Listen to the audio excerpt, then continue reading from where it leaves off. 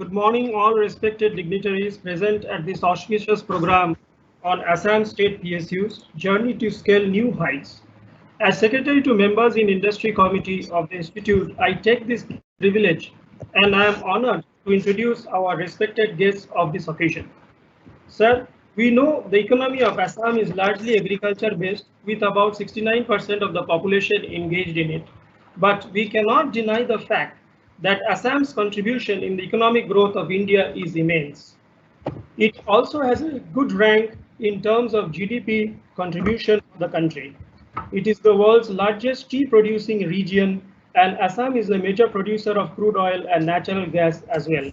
There are several public sector units in the state of Assam, and a huge number of our cost and management accountants are serving at various levels in this state. Feeling the need to address the state of affairs of PSUs, the Institute of Cost Accountants of India, under the kind leadership of President CMA Balwinder Singh and Vice President CMA Vishwarup Basu, we felt the need to hold this important webinar. Today, we are blessed by the presence of Honorary Chief Guest IAS Dr. Muhammad Ariz Ahmed, Principal Secretary, Government of Assam, Department of Public Enterprises. SAD has held several important positions in the government of Assam: Subdivisional Magistrate, District Magistrate, Director to Assam Administrative Staff College, Secretary to Government of Assam Agriculture and Parliamentary Affairs. In Government of Andhra Pradesh, Additional Secretary to Health and Family Welfare. SAD has received a lot of recognitions such as the Golden Award of International Association of Horticulture Producers for the initiative of Indian Garden Project representing the Government of India at Beijing. National E-Governance Golden Icon Award for Exemplary Leadership from Government of India. A hearty welcome to you, sir. Our guest of honor today for today's program is CMA S.K. Borua, Managing Director, Numaligarh Refinery Limited. CMA Borua is a cost and management accountant with a degree in law and has decades of experience in finance and business development. With disciplines in oil and gas industry, he has taken over as Managing Director of NRL since 2018. He has 35 years of experience in the oil and gas industry. Prior to his appointment as MD of NRL, he was serving as Director of Finance in NRL. CMA Borua is also the current Chairman of Confederation of Indian Industries, Assam. He was awarded Best CMA CFO 2015 award by the Institute of Cost Accountants of India. He has also been conferred with PSU Leadership Award by the Union Minister of State for Heavy Industries. We are proud to have such a personality as our member. We welcome you, sir.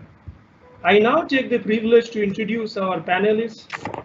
Our chief panelist, CMA Chandru sir, is our past president of the Institute, and he is presently a member of the Central Council of the Institute of Chartered Accountants of India.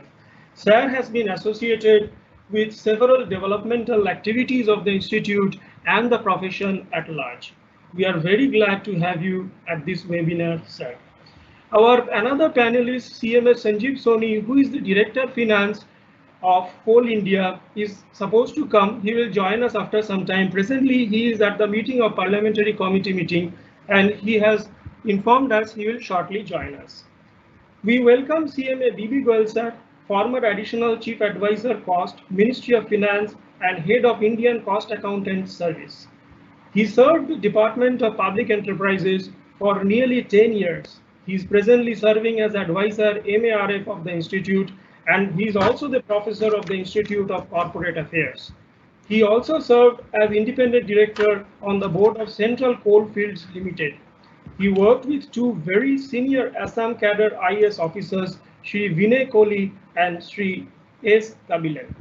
CMA Goyal has more than 4 decades of professional experience and is a known expert in public policy and financial management.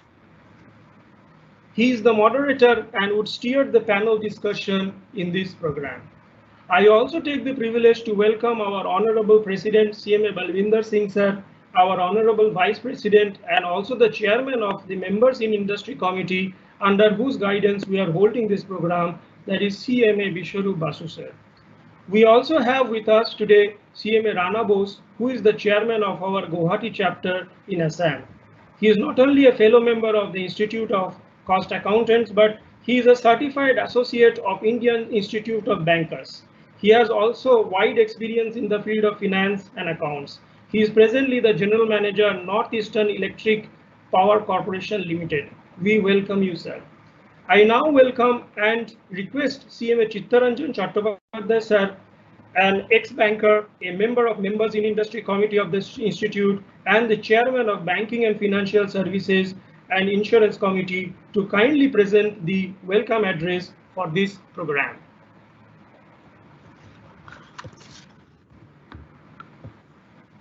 Thank you, Pudipto. This is a great morning for us. Sir, good morning to you all. This is a proud privilege for me to be here. Respected dignitaries present in studio, respected President, Vice President, and all my Central Council colleagues, Chairman of Guwahati Chapter of the Institute, members of the Guwahati Chapter, Regional Council members of the Eastern India, and all the participants. I, on behalf of the Institute of Cost Accountants of India, welcome you all in this event. Public sector enterprises are set up to facilitate and expedite industrialization of the state by way of production of goods and services, employment opportunities, and overall economic growth of the state. The PSEs are required to be both commercially viable and efficient while discharging their mandate of socio-economic benefits. Over the years, it is increasingly realized that there is an urgent need to accelerate productivity and professionalism in the functioning and governance of the state PSEs to harness localization, globalization, and to capitalize the changing socio-economic technological challenges. Keeping this in mind, in this context, the Public Enterprise Department, Government of Assam, held a one-day brainstorming workshop to improve the performance of Assam PSEs on 24th February 2020. In collaboration with DPE, Government of India, CAG Assam, and various national institutions, including the Institute of Cost Accountants of India, the Institute of Chartered Accountants of India, the Institute of Company Secretaries of India, and academic institutions. The purpose of the said workshop was to listen all PSEs of Assam and accordingly redefine the role of Public Enterprise Department in accomplishing their mandate with updated accounts and profits. It was suggested for collaboration on long-term basis for the capacity building and professionalization of Assam PSEs.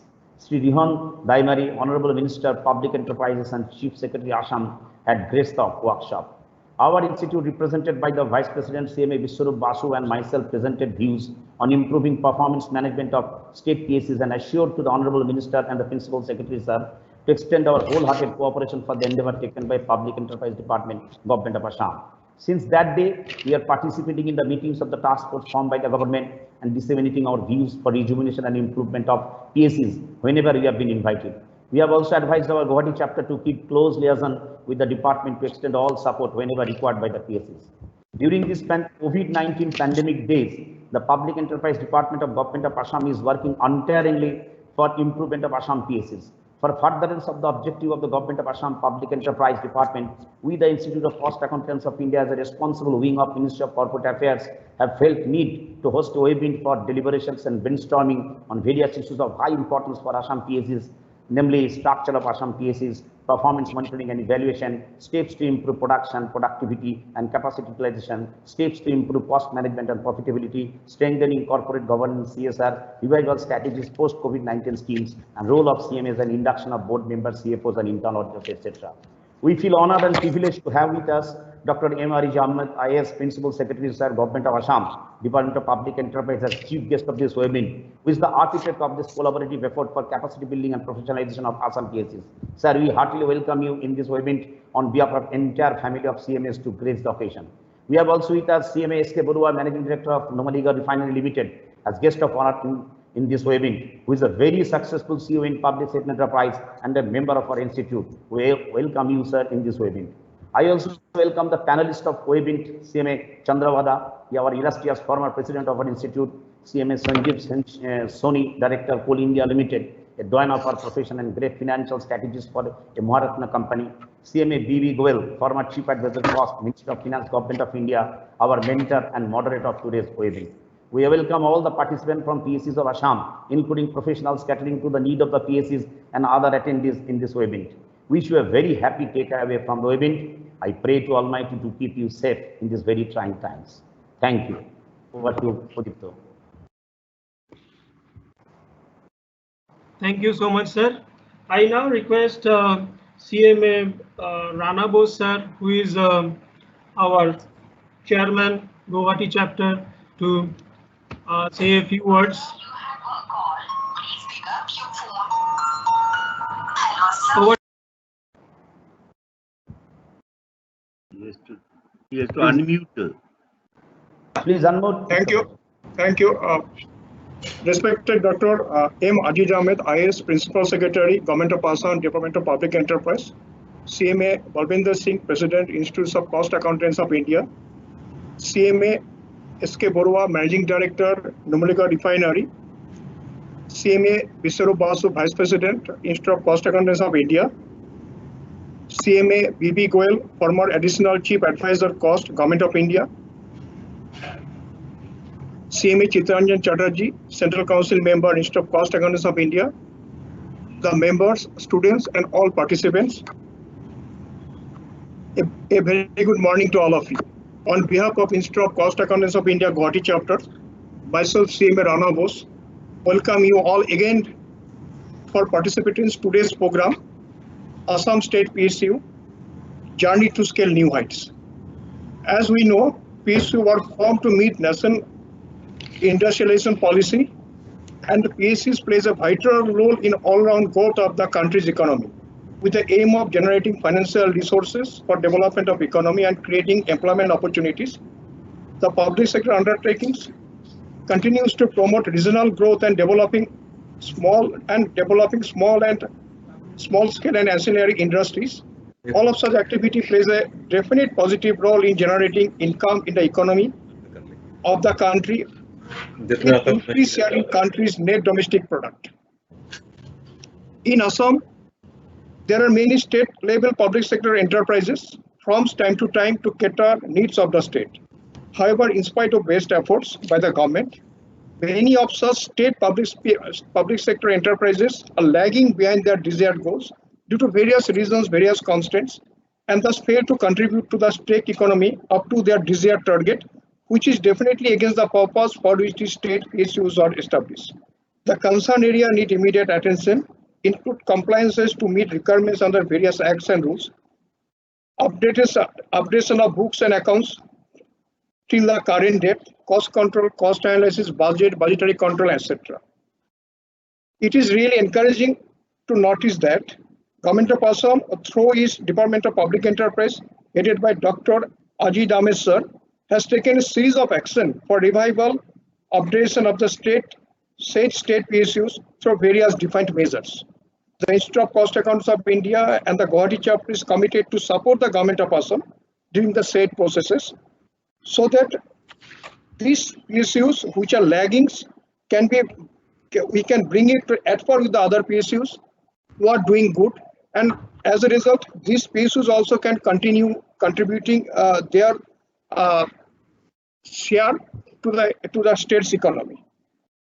Again, I am again assuring on behalf of the Institute of Cost Accountants of the Guwahati Cost Accountants of India Guwahati chapters, we will be always with the Government of Assam for the total process, and any support from our end will always be with them. Thank you. Thank you very much, CMA Rana Bose.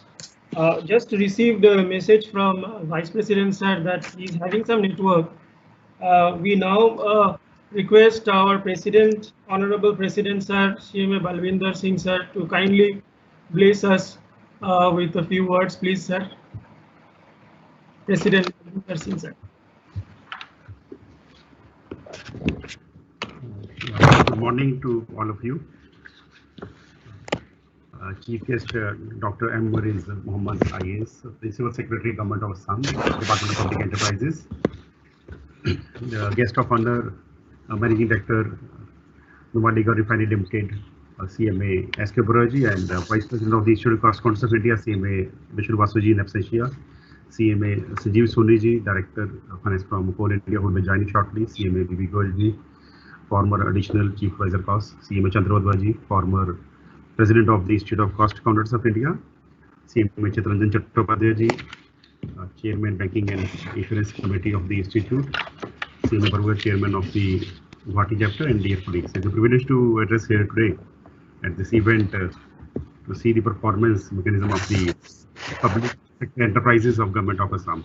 At the outset, I would like to just discuss for moments about the Institute of Cost Accountants of India. We have seen the long journey of the 76 years, started in the year 1944 with the prime domain to see that the costing mechanism is established in India. So we see that optimum utilization of resources is there across all industries, maybe the private or the government. And moving further on in the domain, reaching the 1970s, the domain we added the world over the costing institutes moved to the domain of management. Like to see that the organizations are managed well, take appropriate decision to continue the business, discontinue product, add a product, all such decisions of the management to see that the systems and procedures are in place. The domain of a costing added with the management, we are rendering services for over 5 decades in the management also. If I see the third domain, the cost accountant is a multifaceted professional. We see the third domain added in the Companies Act 2013, brought within their domain section 138(1), wherein the cost accountants have been recognized as the eligible internal auditor to be appointed for the entities having certain turnover, wherever the internal audit is mandatory. Venturing into this domain, now presently the cost accountants are experts in the costing and the management and the financial also. The financial field, if I add on, even we have in certain states, the cooperative sector, the cost accountants are eligible for the financial audit also. As regards internal audit, large listed companies and large PSU, large number of PSUs and even large size entities engage cost accountants for their services for internal audit. You will see the training and the education system of the institute, the expertise which we give to the cost accountants is in the domain of the accounting, costing, financial management, operations, and all the fields. All the 3 major fields are included as part of that. The internal audit domain further extended to the banking sector, where large number of banks engage cost accountants for the component audit also. SAFE and other regulators also recognize cost accountants for various services under the internal audit and the financial domain. There's a robust experience that in the management, costing, financial, taxation, and above all, the system is the major area of the cost accounting domain. I'm happy to note that the task force was constituted. I have been part of that also on the institute side. Task force to monitor the pending financial annual accounts and pending compliances of the public sector undertakings of public sector enterprises of the state government of Assam. We saw in that there are certain public sector enterprises within the government of Assam that the pendency had been to the even 32 years in one of the PSU. I could see there were about 8 PSCs where it exceeded 5-year pendency. So there the task force now has a dual charge to see the clearance of pendency to have the systems of future. The task force under the chairmanship of Principal Secretary and with the ICMA representative as one of the task force members. And I'm thankful to my Vice President, CMA Vishnu Basu-ji, CMA Chitranjan Chattopadhyay-ji, and CMA Rana Bose-ji for giving their extending support and giving their contribution in the various task force meetings and supporting the public sector enterprises to see that pendency is reduced by taking advice and monitoring from time to time. We could see there are challenges being faced by some PSCs. Now, that challenges as regards the completing pendency is concerned, as far as my experience goes, there are definitely some state governments in India where the pendency is there in some of the PSCs. There is definitely there, but yes, the culture has started or trend has started to bring it down to level. I have experience of certain PSCs where the pendency used to be 3-year, 5-year, 7-year, but now they are so robust. Even today, sitting in July or maybe before July in June, their records have been finalized. Over a period of time, definitely the entities learn And when they reduce pendency, and definitely there is a habit inculcated so that in future such type of pendency doesn't come. Even some of the central PSUs have defined systems wherever their these financial statements and the statutory compliances things are completed, even within the day itself. The pendency in Assam may have created further hurdles, as the key management personnel may have changed in the last number of years during which the pendency was there. And today, as per the records of the Ministry of Corporate Affairs, there may not be any key management personnel who's presently working as key management personnel may not be on the formal record of the Ministry of Corporate Affairs, and it will be added hurdle to upload the various compliances, and maybe you have to go extra step to see that there's nobody available with the digital signature formally to change the KMP also. There's extra hurdle before these pendencies completed. We need to have a robust system. So see that for the future, if I see, we need to have a proper performance of statutory compliances. Like I'm restricting myself to the statutory compliances. My other colleagues are there in the panelist who may be discussing with the real performance parameters, best interest and other parameters of the today's topic. I'm talking about this specifically on the statutory compliances. And the times to come after completing this pendency, for which the target is December/March, as being reviewed by the task force from time to time. We need to have a system where in future our pendency should not occur, and rather than going for the due dates, we should go by the as fast as possible. Suppose the due date is the September of a particular year, we have to ensure a system that our records are complete maybe in the May or June or July, something like that. And definitely if we inculcate the habit, that things will come in the practice, and automatically this pendency will never arise in future. With this opening remarks, I'm thankful to the organizing team for giving me the opportunity to speak. Thank you. Thank you so much. Thank you so much, sir. May I now request our CMA S.K. Barua, sir, Managing Director NRL, and guest of honor to kindly place his guest of honor address to us. Kindly present. Thank you. A very good morning to all of you. Can you hear me? Yes, yes. Yes, sir. Yes, sir. Yes, sir. A very good morning to all of you. Mr. Balwinder Singh, President CMA, Dr. Ahmed, Principal Secretary, Government of Assam, my friend Vishwarup Basu, Chittaranjan Chattopadhyay, Rana Bose, and dignitaries present here in this meeting today.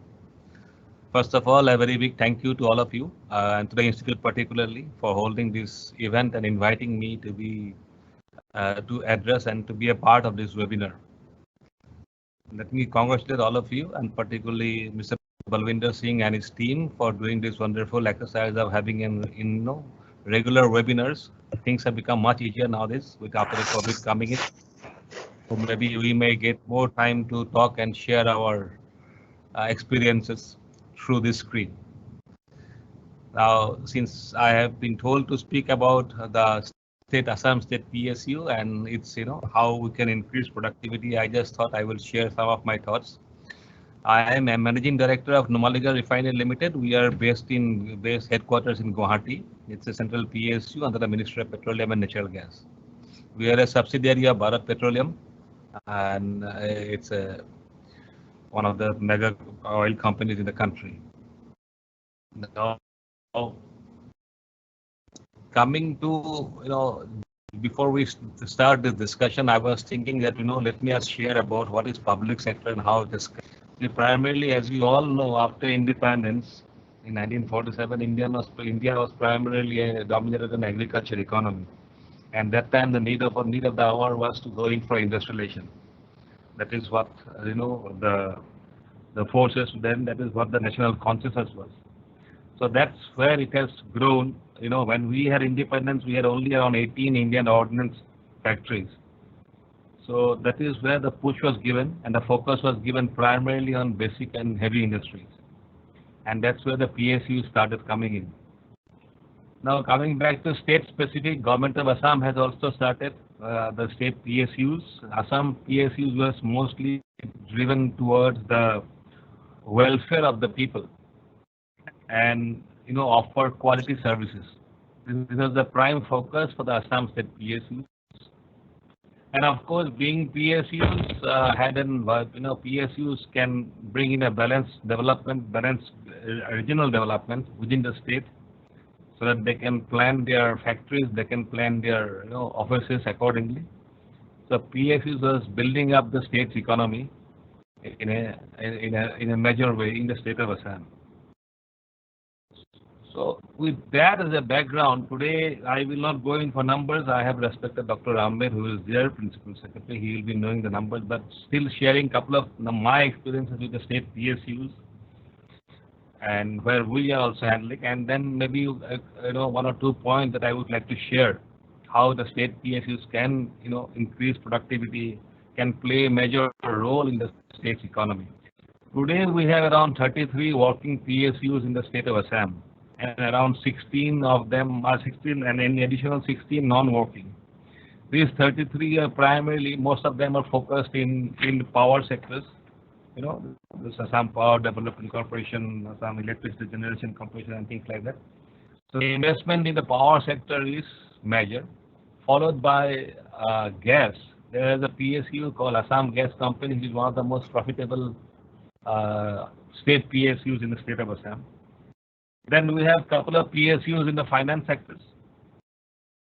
But the interesting part is, in Assam, we had around 12 non-working PSUs in the manufacturing sector. That means we had something somewhere must have gone wrong in the manufacturing sector in the state of Assam, particularly for the PSUs. And this is something which we need to study, why we have gone wrong in the manufacturing sector in the state PSUs. Are we less efficient? Or what has made us less efficient? That is the crux. Coming back to, since I am from the oil and gas industry, let me share a little bit about the gas industry where the state PSUs are involved. There is a company called Assam Gas Company, which started in 1967. It got the first job of giving natural gas to a power plant of State Electricity Board called Namrup Power Supply, and that's where it started.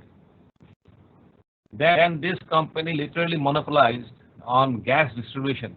This is much before when gas distribution was happening the way it is happening now. Much before that, gas distribution was happening in Upper Assam, and Assam Gas Company was the pioneer in this.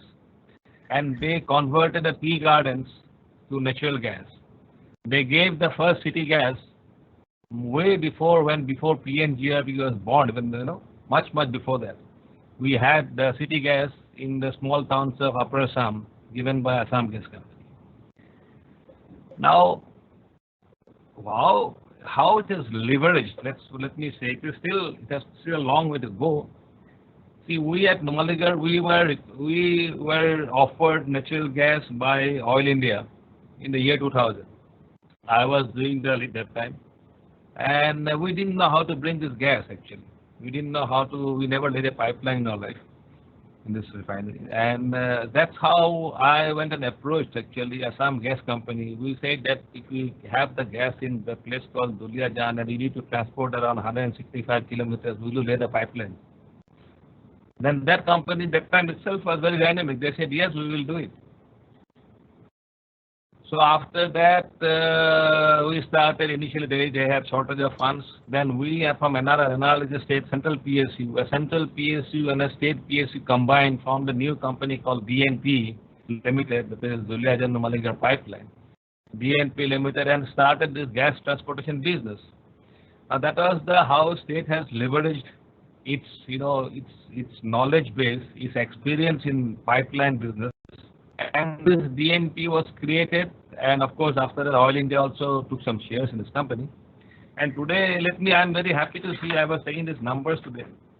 Last year, 18-19, Assam Gas Company's profit after tax was 27 crores. And the profit of DNP, which is a subsidiary of Assam Gas Company, another state PSU, the profit after tax is 47 crores. It's 20 crores more than its parent company. So it's, of course, this is what I was trying to say, is that this is the state PSU has leveraged with the central PSU, two central PSU, one is Numaligarh Refinery, one is Oil India. And these two state PSUs having leveraged, it has, it is now, I've been told that DNP is now thinking of planning for expansions. They're trying to go in for more gas finds. They're trying to go in for more gas, collecting gas from ONGC and others, and will be supplying to maybe tea gardens and industrial consumers. Since we are talking about state PSUs, so I was just giving an example of how one PSU, the state, can make changes, but then that is not the case with others. And manufacturing sector primarily, as I was telling, has not been able to do well. I will not go into details. I am here now. Maybe it will be more interesting to have an interaction. Maybe a Q&A session will be better. But couple of points that I thought, and Dr. Ahmed is here, and it is it's good to have him here. I just thought, well, I'll say a couple of points which maybe the state PSUs need to do to improve on its in productivity, to improve on its performance. First and foremost is that we need to have some sort of an incentive scheme like in Memorandum of Understanding, MOU. The MOU that we have in the central PSUs, whether it is a Maharatna company like Indian Oil or NTPC or NHPC or Coal India, to small companies, everybody has to sign an MOU. And MOU provides the incentive to all its employees. If you perform well, you get a substantial bonus. The similar kind of MOU should be there in the state PSUs, which will be the drivers. If you perform and achieve, you are rewarded. One specific point to finance, Dr. Ahmed, is that those state PSUs don't have the position of director finance. Sir, this is very, very essential. We need to have a permanently one director finance, one CFO in each of these PSUs, each of these state PSUs. The state PSUs that I have worked with, whether it is Assam Gas Company, DNP, Assam Tea Corporation, or even AIDC for that matter, I have seen the PSUs get bogged down, particularly CEO. PO gets bogged down with the CAG, the audit, the vigilance, and things like that, which he doesn't get a support. So we need to definitely have a director finance who should be always permanent. At least two positions should always be there. We need not have a director technical or a director commercial or director projects or even director HR. But we should mandatorily have a director finance in all the state PSUs, sir. That is very important, and that is one that, because PSU's finance head is no more like a typical custodian of finance. Today, finance head plays a very important role along with the CEO in deciding the strategy of the organization. So that is my second request to Dr. Ahmed in the state of Assam, in the government of Assam. Another thing is, things like, some sort of a liberty, some sort of freedom also to be given to the state PSUs towards employee engagement.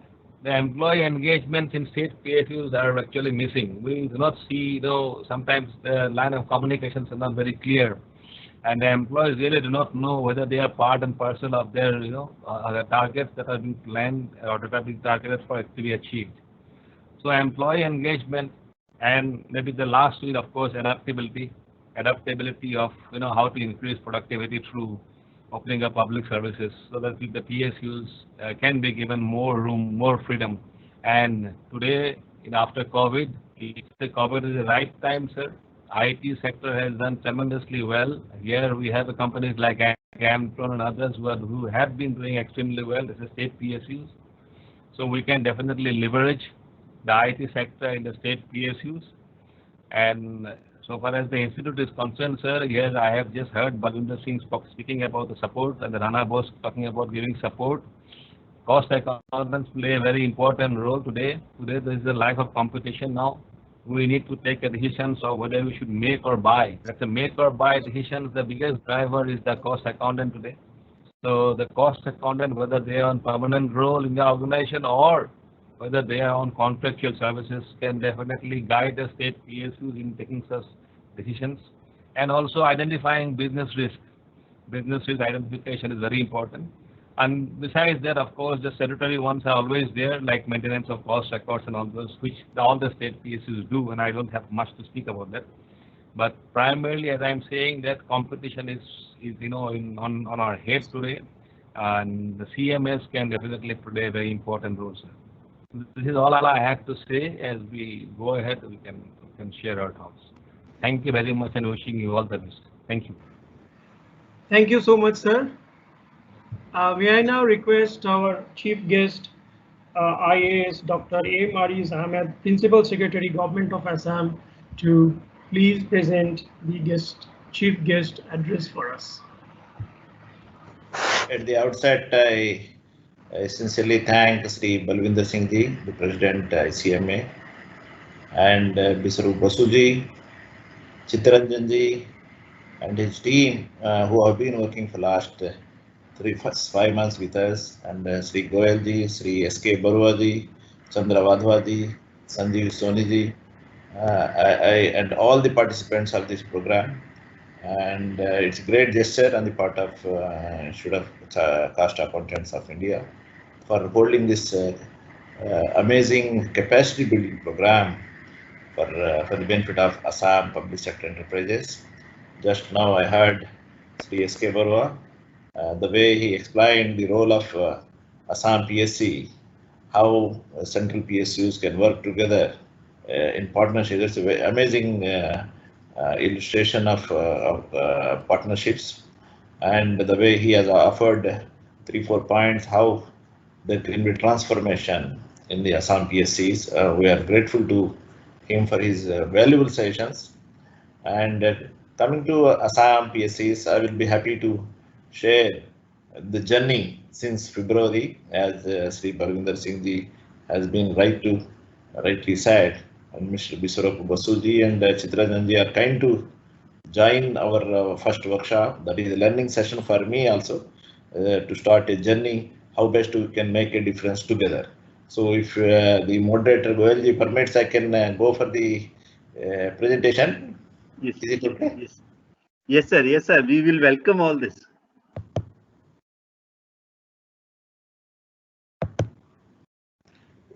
Is it okay? Yes, sir. Can it be seen? Yes, sir. Yes, sir. Yes, sir. Yes, Fine. So it's a case study how the collaboration of Government of Assam with 3 professional bodies.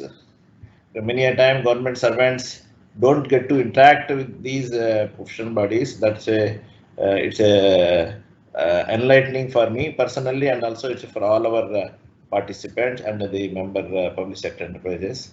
So both Balwinder Singh Ji and Barua Ji have explained the importance of public sector, especially after independence, in the unique model of big state economy and self-reliance. That is what India did after independence.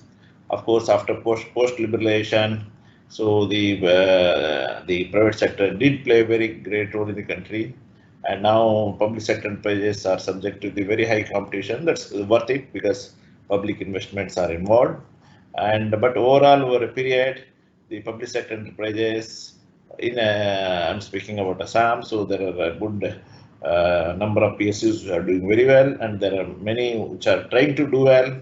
And overall, we have accumulated losses, long pending accounts, and credibility with the amount of name they have.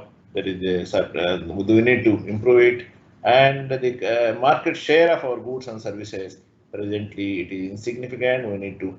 It is a test for us to move ahead. The way out we have mentioned.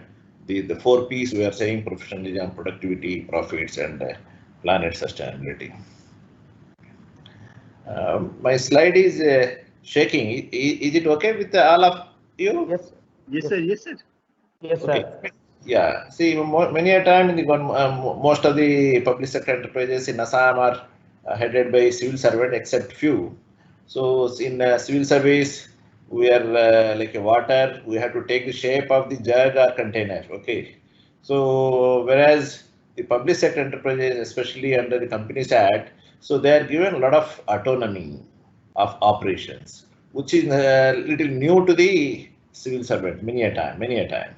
So that requires a good understanding. And another problem is that civil service, like again, we are subject to the frequent transfers. So the learning becomes very many a time become a challenge. So in the absence of that, managing a legal entity which is empowered under Companies Act a lot of autonomy in terms of operations, especially the board of directors. So that is given all powers in the company to the board of directors. Somehow it's a great arrangement given under Companies Act. Somehow we are could not tap its potential. Second role in the whole Assam PSC performs administrative department. So again, with the given structures in the government, and we many a time could not give required attention towards Assam the PSCs, because they are struggling for a number of reasons. So I was also there in the Government of India. I was handling public sector enterprises in the Pharmaceutical Ministry department, and again. Of course, every state government and the Government of India do have this public enterprise department, which is a more facilitating role. One of the role, as Sri S.K. Barua has rightly mentioned regarding MOU, how you build a competition across the public sector enterprises and how best they incentivize the performance. So, under Assam rules of executive business, the public enterprise department do have a lot of facilitating role.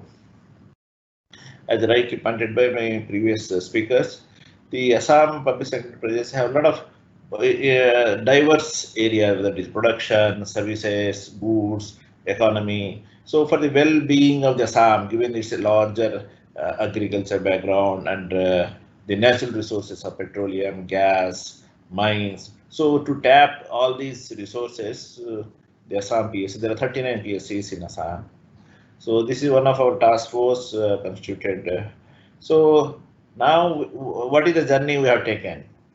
So we started journey in the month of February with the help of all our collaborators, and we want to set some targets. We have set the destination.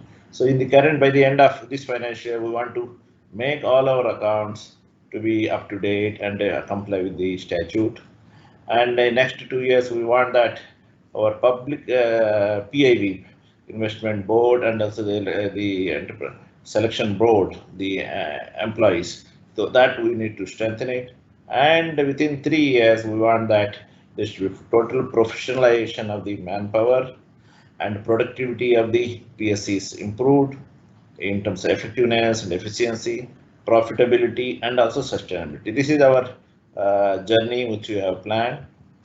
And at a glance, what we are saying is that there are 39 public sector enterprises. Till now, there is an investment of more than 13,000 crores investment. But if you see the profits, it is very marginal. 685 again continues to be 128 crores, and there are 34,000 employees in this 39 public sector enterprises. So, coming to the status of account, you see the number of companies who have done complete accounts as on February. So there are only 2, and there are many, as Balwinder Singh ji rightly mentioned, there are 4 PSCs which were having pending account for more than 20 years. And coming to there are 22 PSCs which are profit making, and the loss making 17. Again, how much the profit ranges also we have given it tentatively. Coming to the human resource management, if you see at one glance, see out of 39, only 9 PSCs are having full-fledged, full-time CEOs or MDs, means the remaining are holding additional charges when they are working in the government, and also, so that itself shows that how much time we can afford. Again, the required systems in place, the service rules, manpower planning, these are remains a challenging area. We need to improve it.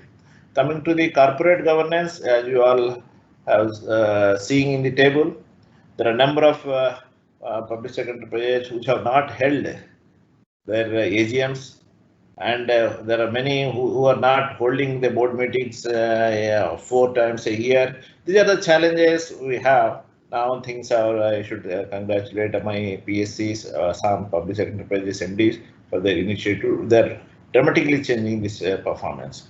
Again, if you see the systems they have in terms of accounting, what manual accounting they have, and if you see only few are having the software base. Again, inventory policies. So these all makes a lot of difference in their operations.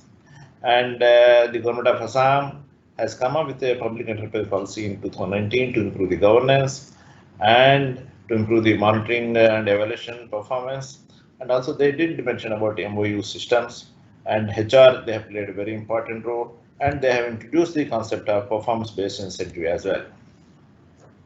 So the workshop, which is the turning point, I thank all the three professional bodies, ICAI, ICSI, and ICMA, for their generous participation and a valuable contribution in terms of capacity building. So we invited the Government of India, then AG Assam, the DP, IP, Institute of Public Enterprise, Institute of Corporate Affairs, all the administrative departments, stakeholders of PSC, whether administrative department, MDs, their board of directors, chairpersons, internal auditors, statutory editors, company secretaries. So we had a talk on all diverse aspects of the public sector enterprise, how best we can make them, what are their concerns. So basically this workshop we kept to give a message to public sector enterprises. We listen, we are here to support you only. Our only mandate is to make the public sector enterprises performing, delivering results, to improve their credibility, market share. And this is one photograph where Chittaranjan Basuji also you can see, and the Government of India representatives, our honorable ministers, ICSI members, ICA members.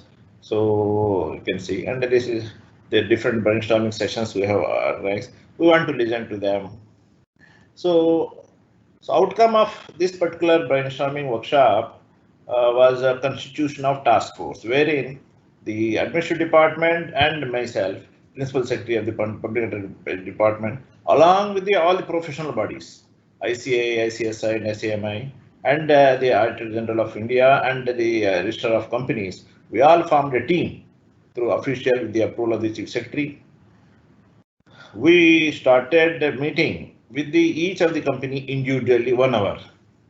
I thank all of the professional body for their kind gesture of sparing time to attend every one of our task force meetings. Till now, we held six task force meetings, means 6 companies, and 3 we have planned tomorrow.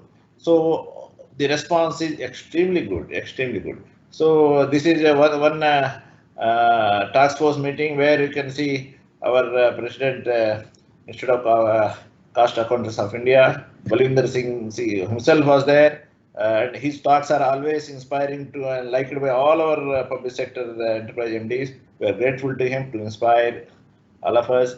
This Mr. Kumar, Mr. Rao, Nagendra Rao, he is Vice President of ICSI. See, personally, my own observation of working with the professional bodies is that the very first email, they responded so well, instant response, very accessible. Every time they are willing to help. So it's a great experience, and they not only join us and they are studying our reports, they are extending very critical inputs. I should thank all the professional bodies and Balwinder Singh ji, Chittaranjan ji, and Mr. Rana is joining. So Mr. Sharma also recently joined. So the way they are helping, I am grateful. So these are the few words by our secretaries of different departments, how they felt the working in collaboration with all the professional bodies.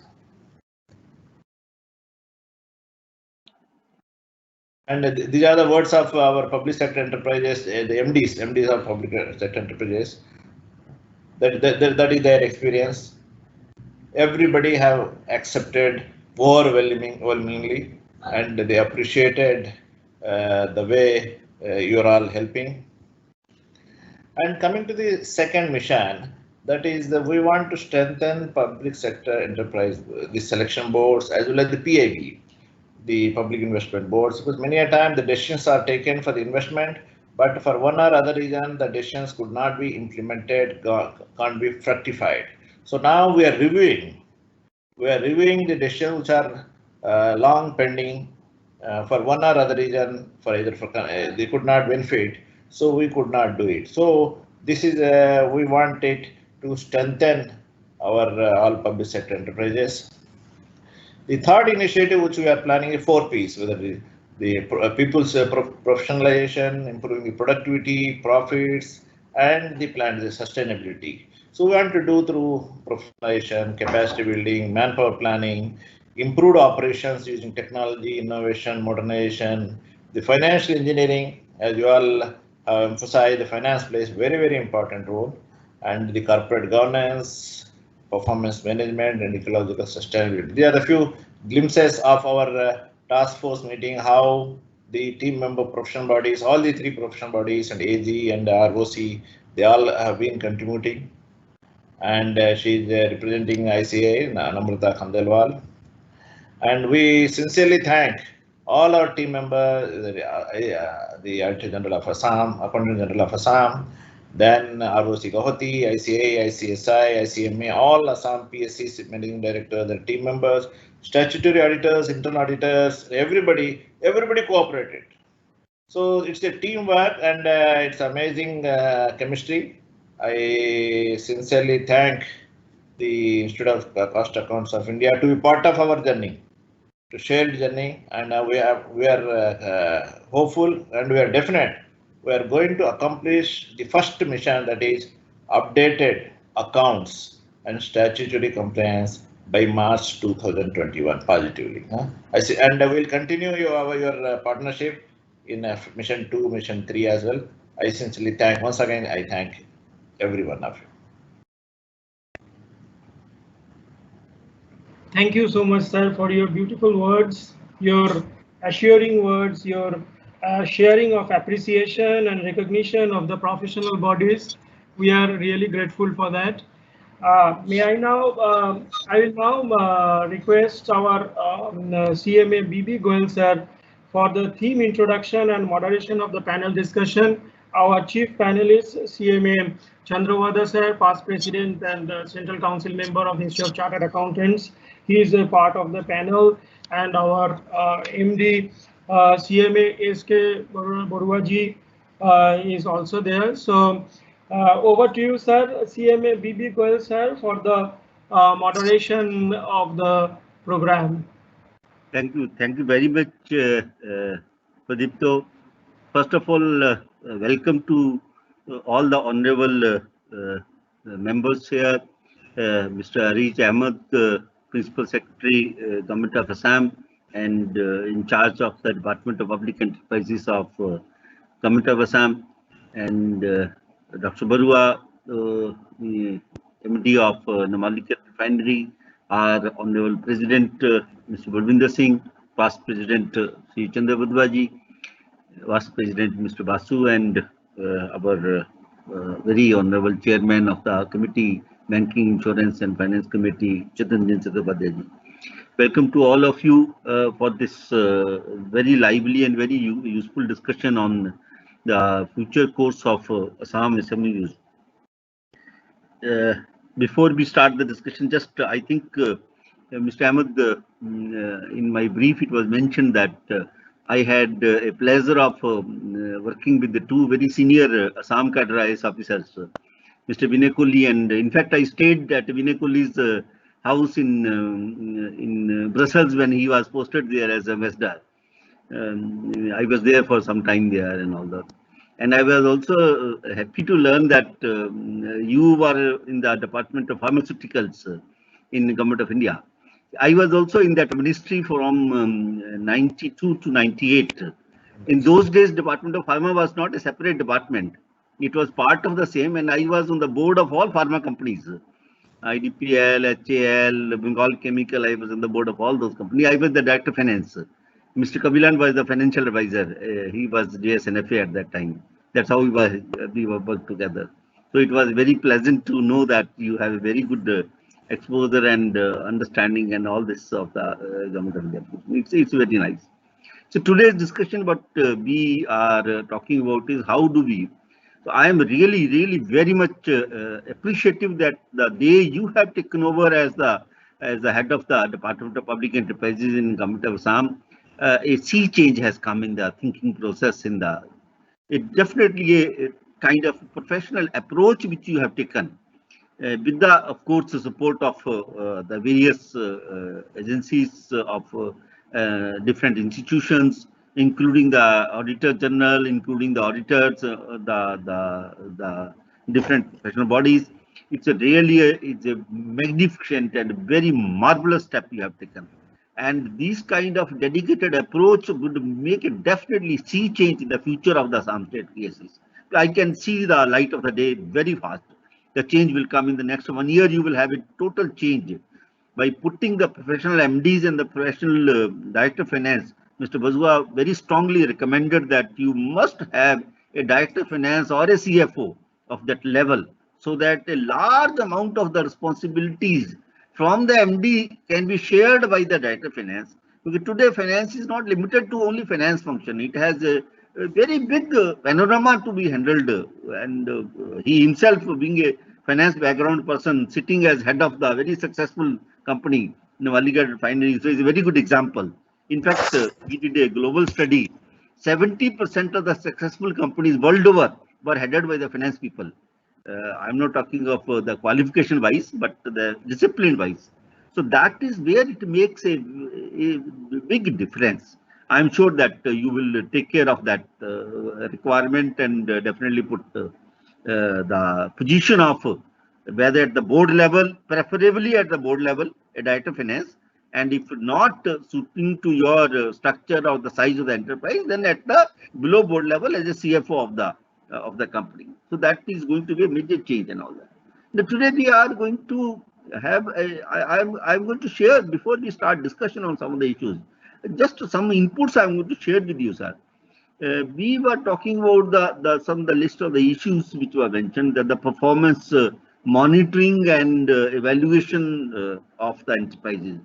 So let me share with you that the Institute of Cost Accountants, Cost and Management Accountants of India, or the CMAs in particular, they are very professional in this particular field of performance monitoring and performance analysis. They start with the business process flow of the company. They first capture that what is the business. It's not only data flow, the complete business process flow of the company as adopted by the company. And then they go into not the company analysis. They go into the unit-wise analysis. They go into the customer analysis, market analysis, product analysis. Then they go to that kind of structured, dissected analysis of each level, each step which you do is. And then they come to the concept of what is the capacity utilization efficiency, what is the productivity areas, what are your areas of utilities efficiency, or because utilities make a huge difference in the future of a company, in the value addition and the efficiency component. So that is where, and which are the key costs, which are the major costs of the company, and how much are the contribution analysis of the different costs and all that. And one major area which we have found in generally in the companies is the working capital and the inventory management. And these are two areas where the companies have been very badly failing in managing their affairs. Now, if they can really focus on the working capital and the inventory management, really, then we come to the manpower analysis. See, we work out what is the contribution of each manpower, each division, each unit, so each team. So that contribution is very difficult to, it's a very difficult job, but we do that kind of analysis to find out that what is the real contribution, and then whether we need this kind of system or not. And then lastly we do the capital expenditure analysis in terms of project monitoring, in terms of time and cost overruns analysis and all that. In the finance ministry, I have done a lot of this project monitoring. I was part of the all ministries standing committees on project monitoring, project time and cost overruns monitoring, and we have done very detailed analysis as part of that. Then another development which is important is that what type of information should be shared with the board, with the top management. That is very, very important. Now, normally the habit is to share the normal monthly or quarterly or annual profit and loss, which unfortunately many of your companies may not be available because they are not preparing their accounts updated and all that. But what is the real important information in terms of the unit wise or product wise or SKU wise or the market live data, financial and non-financial data to be shared with the board? This very, very important structure. We have in the post-COVID situation, sir, we have come out with a very detailed paper on this, a complete booklet on this.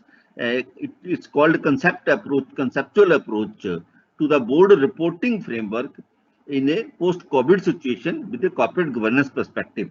It has focused on rebuilding the stakeholders' value, supply chain inbound and supply chain outbound, both production and operations, marketing, then financial resource management, infrastructure management,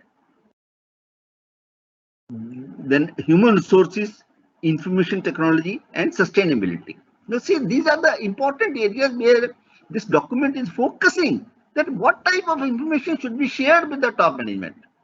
And then it is then divided into short-term, medium-term, and long-term strategies. So this is here, these things make a lot of difference. When a professional approach goes into the company's functioning, it makes a difference. Similarly, we have recently come out, which is yet to be made public document, but we have already prepared, is a complete technical guide to how do you prepare a business continuity plan in a post-COVID situation. See, many businesses were very largely, for example, in your Assam Tourism Corporation.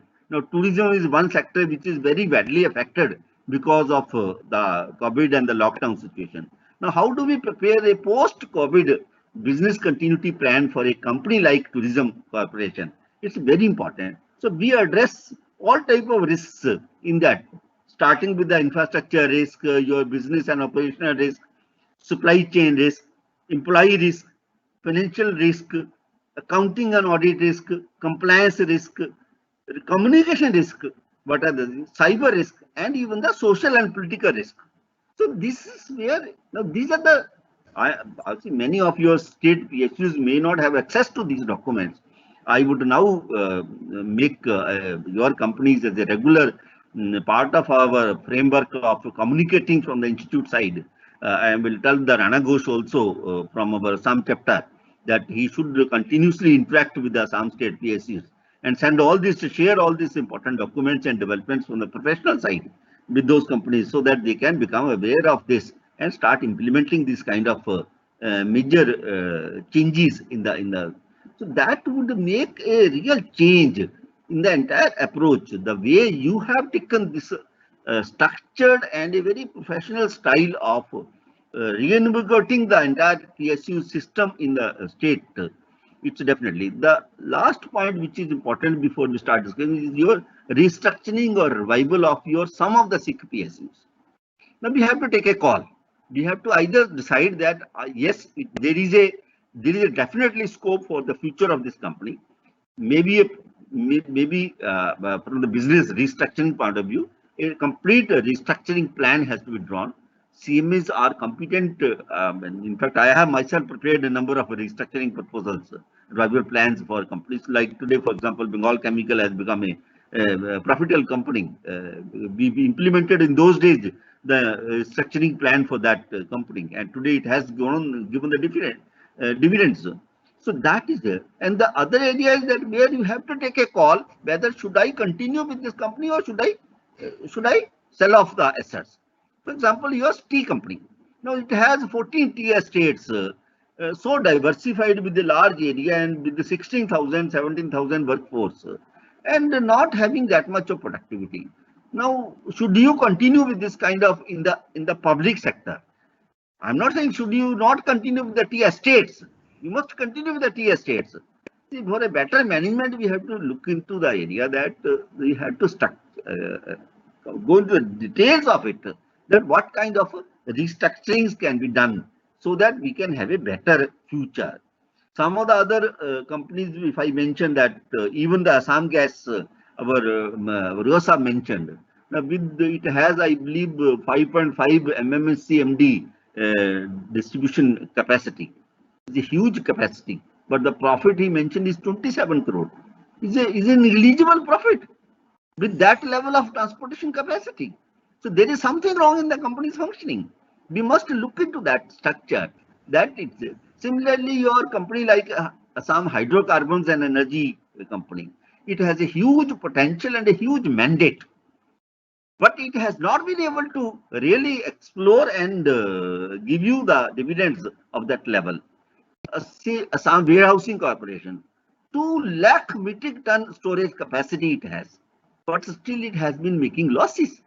I am really shocked that how a company with that scale of storage capacity, along with the tea trading business and tea storage business, can make losses. It should not be. There is something fundamentally wrong going on there.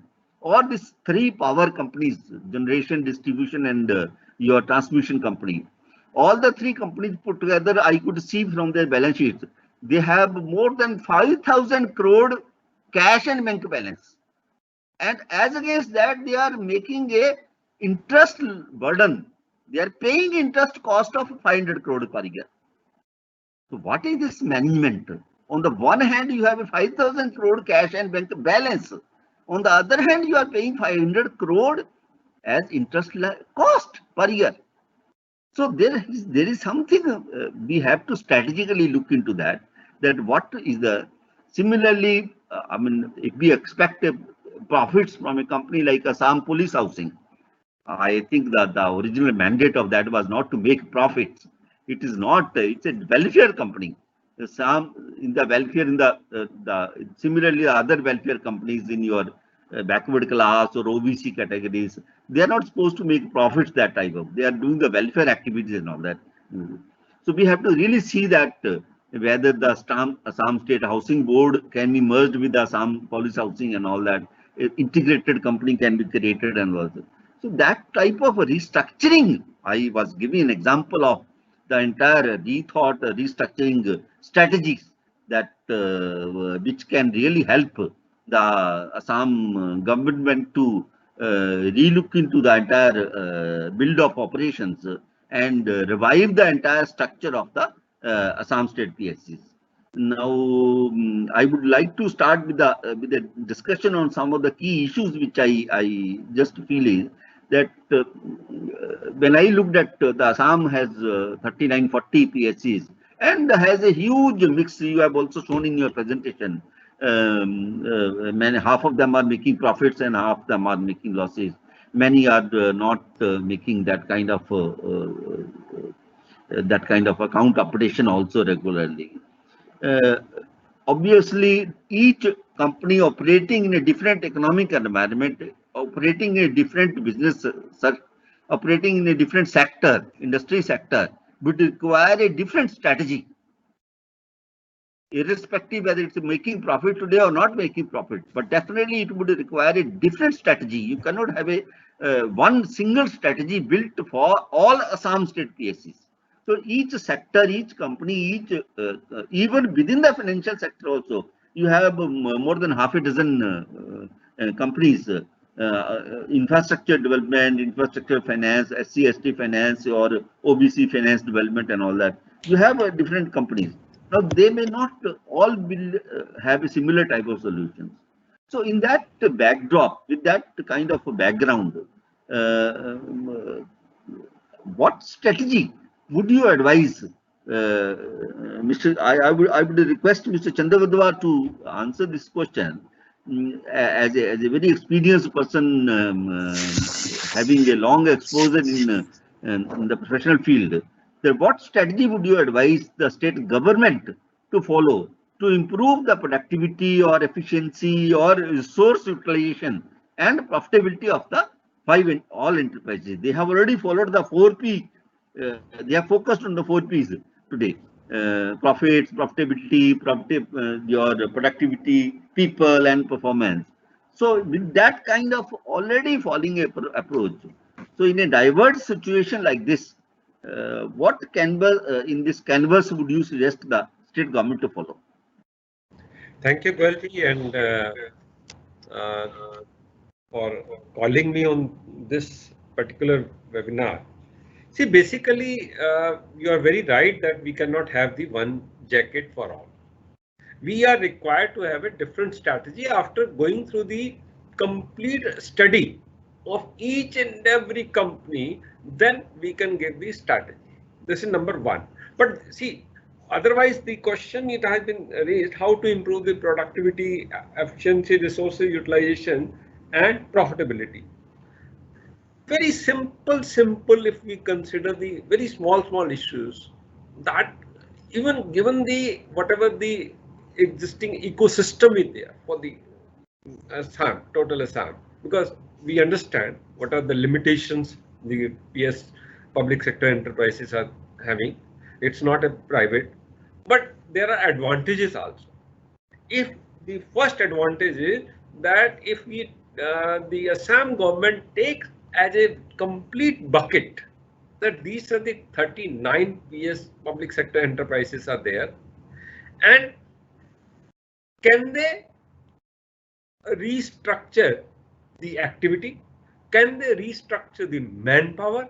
Can they restructure certain finances? I'm not going to discuss those areas which have been already discussed by yourself and by the principal secretary also.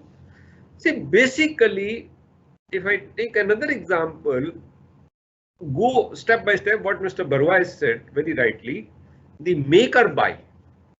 Why you want to buy another, for the transport business I'm talking, why you want to purchase another bus? Why cannot we go for the hiring? Can we go with the partnership with the private sector? Can they run the buses? You just regulate them, you just supervise them. What will happen?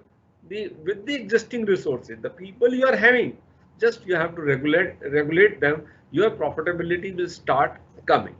Similarly, for the this transmission and distribution companies, why cannot we think of the smart meters now? Why not the Assam government take the first initiative? Why the Haryana government or the UP government or other Gujarat government is allowing them? Why not from the Assam side? Smart meter can be, this concept of that can be brought in. So these very small things can really give the can change the total structure of the organization. Then what Mr. Goyal has very rightly said, the working capital management. Unless, see, working capital management is the area where I was speaking on this during this pandemic to the MSME program. I was telling them, don't go for the loans. Whatever your cash is involved, wherever your cash is involved, kindly bring that. Otherwise, what is going to happen? That the moment you borrow more, you have to pay the interest on that. Today, you will be in the shorter run. You see, I'm not saying that don't borrow.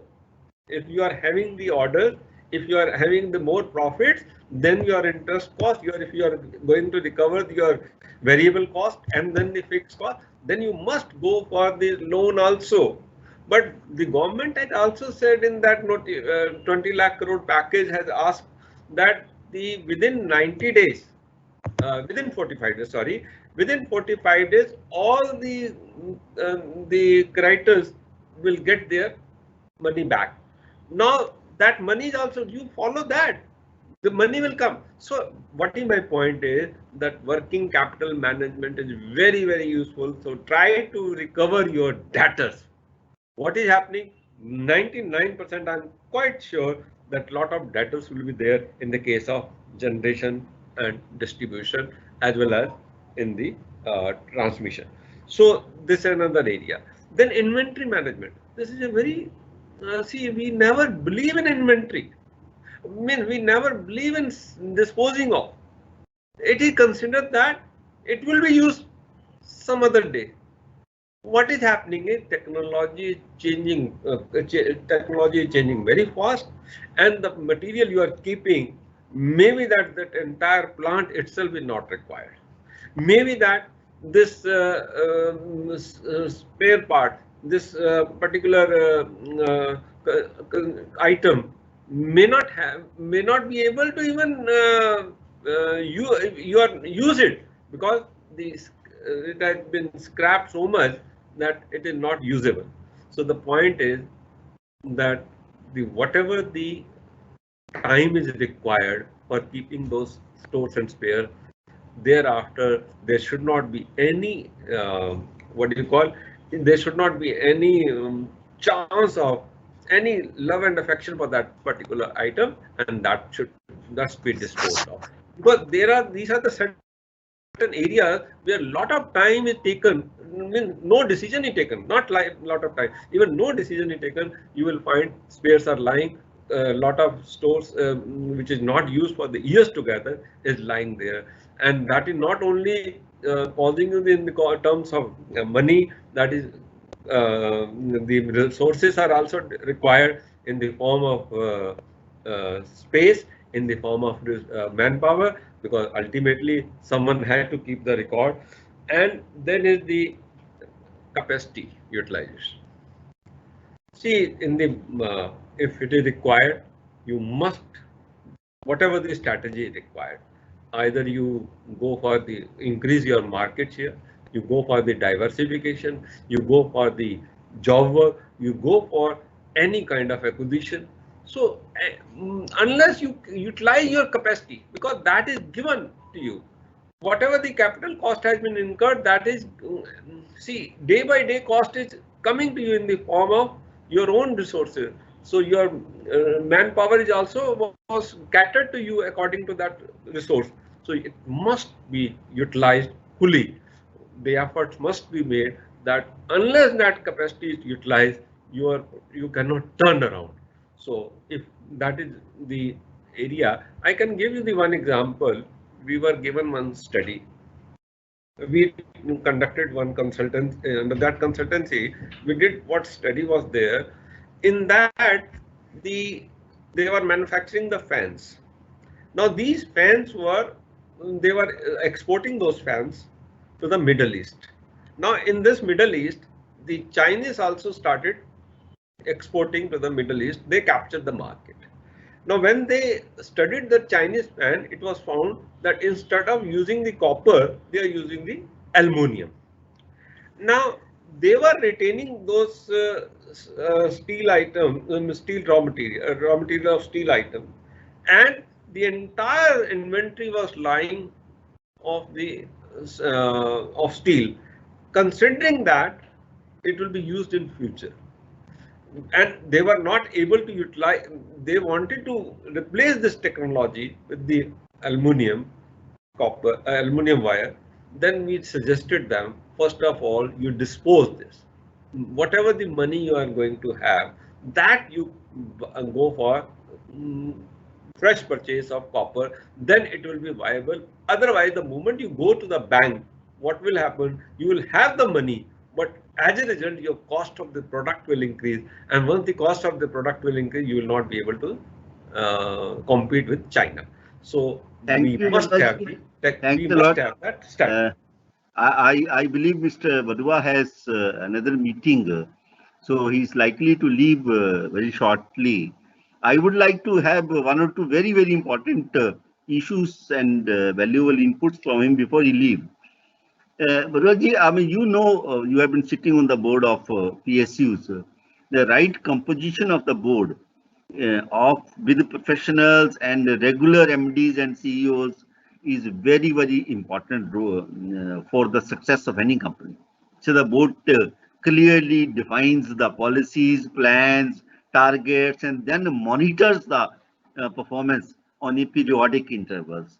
Now, there are a number of board-driven success stories both in the public sector as well as in the private sector.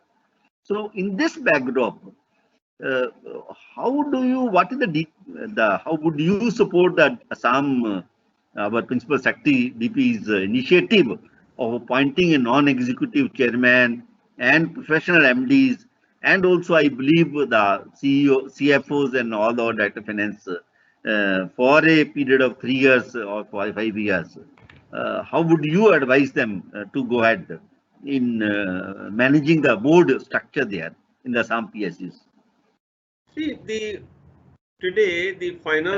Wadhwaji, I am requesting Mr. Wadhwa Sahab to share his views first. Yeah, thank you, Mr. Goel. Yeah, well, no, what you're saying is right. Board success stories are there. Even in PSUs, we are one of the examples of that actually. We are a company having where BPCL, Oil India, Government of Assam also have shares in this company. So it's purely a board managed company.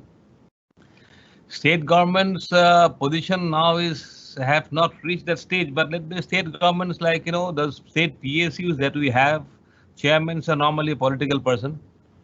The managing director is a professional, preferably homegrown professional. He is from the company itself. That's what they give preference to. It's a good thing. And mostly is a technical person. As Dr. Ahmed was saying, some of the positions have not been filled up, so they are being held by IAS officers, which is not a good sign because it should not be, because they are purely part-time. And nowadays, I have seen in some of the boards, government is appointing independent directors who are young boys actually, I can say them, young boys and young professionals. And in some of the companies, I think they are delivering. They take ownership of those companies.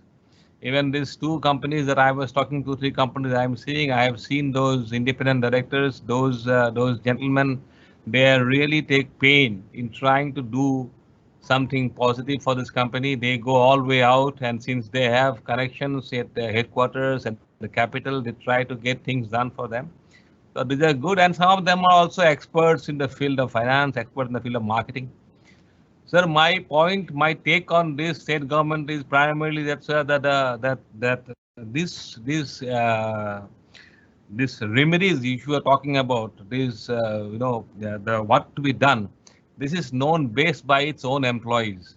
Nobody can give them nobody can give a better suggestion from outside. The employees of the company knows better what best they can do and how they can increase productivity, how they can increase performance.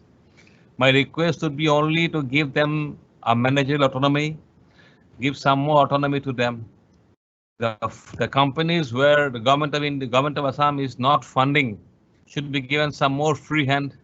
The companies where government is funding, definitely government will have a major say there. But since the government is already there, in the government officers are there already in the board of the state PSUs, those companies which are doing well on its own, which do not need funding from the government of Assam, they should be given more liberty to take decisions, to move forward. They should not come to Guwahati and move after files. They should work like a commercial organization. So that's and then fix responsibility on the CEOs. And if you can appoint a CFO or a director of finance or a CFO also will do. But director of finance, he gives, who becomes responsible, and who becomes punishable under the Companies Act, for non-compliances. So if you have a CFO, you look after them, give them targets, give them managerial autonomy, and I am very sure, sir, they will be able to deliver. State PSUs have done wonderful job, sir. Gujarat is the biggest example for us, sir. And I am quite sure that state of Assam we have some brilliant engineers here, some brilliant young guys, and with after COVID, sir, with IT taking such a forefront today, you can easily leverage this and bring back the state PSUs to be a very profitable organization who can build up the economy of the states. Thank you. Thank you, Bariyaji. I am happy that you mentioned the significant role played by independent directors in some of the companies. I have been independent director on some of the companies, and by virtue of the legal limitations of only 2 terms you get in a particular company, so beyond 2 terms you cannot be reappointed. But in all those companies where I have been, those chairmen always have been wanting, how do we now break the law and get you back as on our board. So anyway, I mean, that's not an issue. But one more point, which is you initially mentioned in your opening remarks, is the MOU system. No, it's a very, very effective system. It has proved a success in the central government companies. Many companies have had a serious turnaround, and lot of delegation of powers have been given linked with the MOU, not only the incentives to the top management, and the working environment also has been given in terms of financial and administrative powers given to those as well. So how would you recommend that the similar kind of MOU structure can be really replicated in the framework of the state PSUs? Definitely, sir. Definitely. This is an MOU is a very effective system, sir. And it is a targets which has been agreed by both the company as well as the government. Both set the targets, it's an agreed number. And once you are an agreed number and you become, I know, it's some sort of an prestige also goes behind this. If I am a head of a CEO of a PSU, and if I don't become excellent, I feel bad myself personally, besides the monetary I'm talking about. And financial incentive is across not only to the board, to the entire company, to all the employees. So MOU is a very effective system, sir. It's I personally feel that the state PSUs, at least those who are doing those 17, 18 profitable organizations, they can easily do MOUs, sir. They can, and it is not very difficult to do MOUs. Ask them to set up their own draft MOUs, forward it to you online, have one interaction with them or maybe two interaction, and set the targets and close it. After that, sir, you forget about it. They will do quarterly evaluation. They will do, half yearly evaluation, and then they will put the numbers to you. And, and this is some very, very transparent way of giving incentives to employees. And, this will definitely transform the state PSUs. Thank you, sir. I'm sure our chief guest is taking note of our discussion. Mr. Vadva, I want to have Mr. Chandra Vadva, this performance monitoring analysis and evaluation is very, very one of the most important functions of the board. Now, you have been instrumental in devising a very effective system for the Coal India. Recently, you have given them a very, very important evaluation system to the Coal India board and their subsidiary companies. So, how would you advise developing a similar kind of sound and effective framework for the state PSCs? See, when we talk about the performance appraisal report, so what is happening is in the boards, on the quarterly basis, whenever the board meetings are taking place, only the financial results are discussed. And when the financial results are discussed, they just talk about the numbers of profit or loss, but that is not linked with the quantity. What is the capacity utilization? How it is linked with the financial performance? If capacity has not been utilized, what are the real losses or what the company has lost? Those kind of issues are not discussed. So, like there are input-output ratios. How much input has gone and what is the output? These things. Then, what is the utilization? The per unit utilization of utility. See, we are talking profit, but where are the wastages? Those issues are not discussed at all. And then customer profitability. What is that customer profitability? Which area is giving you the profit, which area is not giving you the loss? Area can be product wise, area can be location wise, area can be, of course, the location wise, when area wise, I may say export and domestic market. I give you the one example when we were doing one of the customer profitability of one of the client. They were having the huge profits in the company.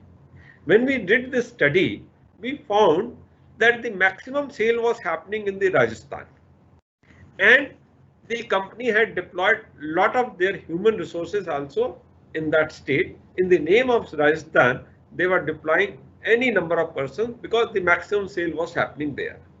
When we found that how much profits are coming state-wise, everyone will be surprised that there was losses in the state of Rajasthan. The profits were coming from some others. So the point is that as a holistic view, this performance appraisal report, what we have developed at the institute level, helps the companies, and if it is given on the quarterly basis to the board really appreciate. On these lines, we had recently recommended our report to the Coal India Limited, that how this input-output ratio will help them, how this utilization of utilities will per unit will help them. So what has happened? This has been implemented by the Coal India Limited, and if this kind of mechanism in this format or the system is brought in the Assam government, will definitely improve the profitability, and there will be proper utilization of resources. I would now ask the president sitting here, President sir, I would request the institute to come forward and devise a similar kind of framework for all some state PSCs. Let it be a novice job, a teller for the country that we have really contributed in improving the entire structure of the Assam state PSCs. I would, as a mark of the institute's contribution, let's develop that kind of structure for the state PSCs, go into the details of each company and devise a suitable structure for all companies and present it to our honorable chief guest who is heading the DP there, and with their consent and the consent of the concerned administrative ministry, it is at least implemented from the year 21-22 onwards, so that by that time the accounts are likely to be updated, the board positions will be there, and with that two major changes and the framework already in their hand, I am sure that it will be on a right track and right path, and the vision which our Arif Ahmed Saab has really, put in, and that vision can be achieved. So I'm sure that as a president, you will take a call and give the necessary directions to your institute people. Sir, your voice unmute. Yeah. Thank you, Bibi Gol sir. I had informal talk more than once with the chief guest Ahmed Saab about bringing these systems. So number one was the systems for the pendency. Number two will be systems for performance.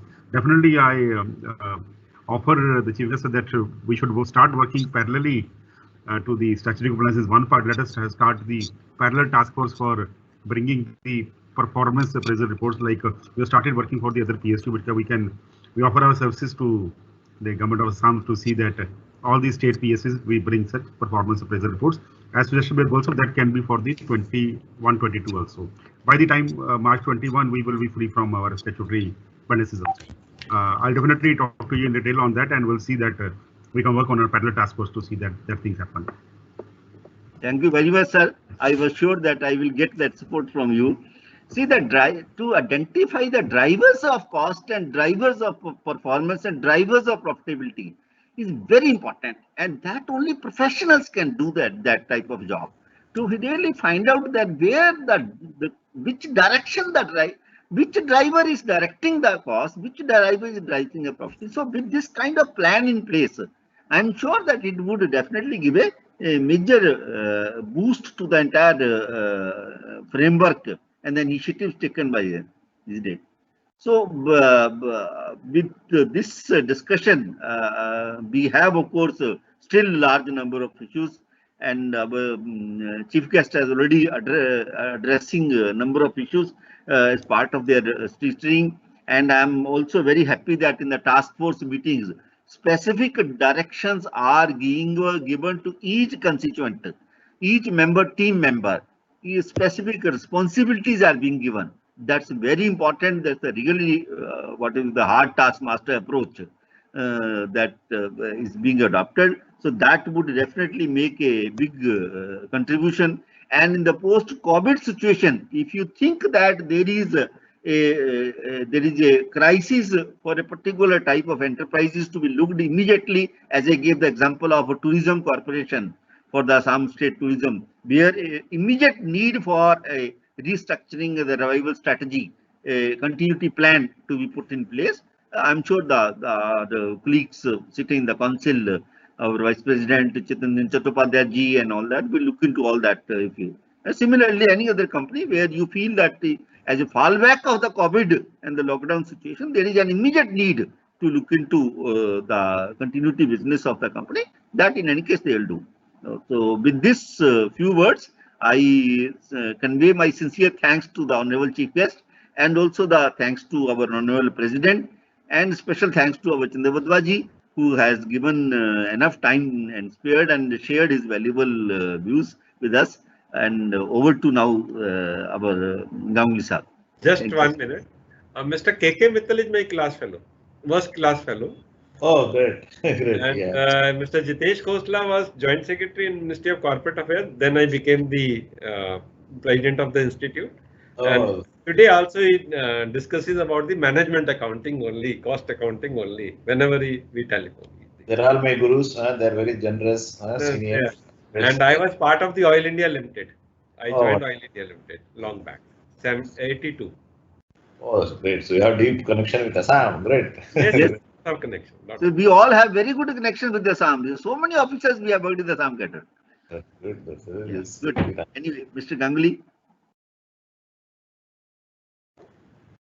Yes, sir. There were some few question and answers. There was one question from Mimbar was asking.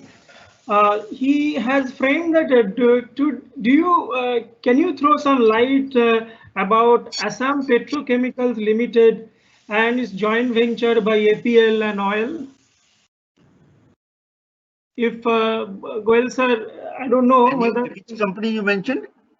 this is Assam Petrochemical Limited, a joint venture. Assam Petrochemical is engaged in the production of methanol and one more product, formaldehyde. Formalin they were originally producing, then later converted to formaldehyde. They are now focusing more on methanol, and they are expanding their capacity also in the methanol. And that has a huge future as far as the Assam Petrochemical is concerned. This much limited I know about the Assam Petrochemical Limited. Rest our chief guest can add if we want to give more information about that company. The Assam Petrochemical MD must be here. Mr. Burman, Atul Chandra Burman, are you available? Mr. Atul Chandra Burman, the MD of the Assam Petrochemicals. We requested all the MDs also to participate. See, in this project recently I have reviewed, because as I mentioned under the Mission 2 is that the Public Investment Board is making a lot of decisions. So a big investment has been being made in this particular project, Assam Petrochemicals, and involving many stakeholders, including the CPSU. So one project is getting ready by December. That is what I was impressed upon. The other project, which you were mentioning about methanol. So the other project is, let's say they have, they are saying that they will start fresh. They will start. Everything is procurement is done, but the actual project implementation starts little soon. Yes, Ganguly ji. Sir, thank you. Other than this, most of the questions that has been raised have already been discussed in our panel discussion. So as I was just going through some of the questions, they have all been already addressed by our expert guests available. Thank you. So yes, sir. So if we can go for the. Okay, if any question is with me, for me, I'll be happy to respond. So see, you have already have a very good complete overall profile and view of the entire Assam state PSCs. You have already gave a very nice presentation. Yes. And the way your entire grip on the entire situation is, the way you explained everything and the vision you have, how do we really take forward the entire state? It's amazing. It's already there. Everybody has understood that this is how you are really taking care of that. So in that background and with the active support of the various professional bodies and the institutes like this, our institute and all that, I'm sure that it is going to be very, very good. Of course, there can be limitations. Some political limitations can be there and all that. That in any case, we in the center also been facing. So we take care of this kind of political limitations also. many times. I remember the discussions when the first time I made a policy for disinvestment. I did the first 3 privatizations from my hand. Now there was a lot of discussion in the parliament against the disinvestment, against privatization, that you are selling the country gold, country silver and all that. And our Honorable Manmohan Singh was the finance minister at that time when it was started. So there was a discussion that we have a one-to-one discussion with the opposition parties. So we went and had all these kind of discussions. So there was a compromise. There was, we could understand the difficulties at the political level, and then we accordingly modified our proposals. So that can happen, sir. It has to be kept in mind that politically what suits the state government or the central government there and all that, that can be seen. This can be definitely done. There is absolutely nothing wrong. So for you, I mean, we will have hundreds of questions, but once we take one by one that kind of companies from the institute side, we will have a lot of inputs from you and a lot of discussions for you and all that. Thank you, sir. Anji, the best part, you have the clarity. Yes. That in which direction you have. Anji, Chittoji, you want to say something? Sir, just for information, sir, Principal Secretary, sir. Yesterday, I did have a discussion with my president about today's program, and we have taken a decision. One nodal officer in the rank of a joint director from the institute, you will be always in touch with every program and every task force program, sir. Because sometimes, sir, so yesterday we have taken a decision on behalf of the president. I only just taking the privilege to announce this before you. He will be always in touch with your all task force committee member. Whenever any advice is required, if you require any suggestions, he will simply coordinate amongst our all Mr. Goel, Mr. Chandravada, and our other members of this advisory bodies, sir. And sir, I'm looking. Sir, this sort of programs, sir, I think it should be in future also. In any particular issue, we can hold it, and if you feel there should be direct interactions with the MD CEOs, that platform we can also do it. There is no problem, sir. We'll be doing it. Excellent, excellent. Right, sir. Yes, over to Pradipto. Yes, sir. Then with this we come to the end of this brilliant brainstorming panel discussion. We are honored to. I am honored to place the vote of thanks to all the dignitaries. We are thankful to all the dignitaries, the chief guest, guest of honor, and the learned panelists for such a vivid and important discussion. The Institute of Cost Accountants of India expresses its gratitude to Dr. M. Ariz Ahmed, Principal Secretary, Government of Assam, Department of Public Enterprises, for devoting your valuable time in this program, sir. As always, we seek your support and cooperation so that our professional CMAs can extend their professional expertise to various industries in India and especially in Assam. Thank you, sir, for coming to this program. We are thankful to the expert panelist and guest of honor, MD NRL CMA SK Borua, for spending your valuable time for this important discussion. The discussions have been very fruitful with your presence, sir. We are thankful to CMA Chandravada, sir, past president of the Institute and a council member of the Institute of Chartered Accountants of India. He has always been with us for the development of the Institute and the profession at large. Thank you, sir, for devoting your valuable time to this program. The discussions have been very fruitful for your valuable deliberations. We are thankful and grateful to CMA VB Goel, former Additional Advisor, Cost, Ministry of Finance, Government of India, for his deliberations and nicely moderating the panel discussion within the time frame so that the discussions are very nicely steered. All the points have been covered. All our listeners have been listening very patiently and taking the benefit out of this successful event. We are thankful to our Honorable President, sir, CMA Balwinder Singh, our Vice President in absentia. He has not been able to connect due to network problem in his region. We are thankful to him, and he is also the chairman of this committee. Biswarup Basu sir has been encouraging us with all these programs. For his support, we are thankful for his guidance as well.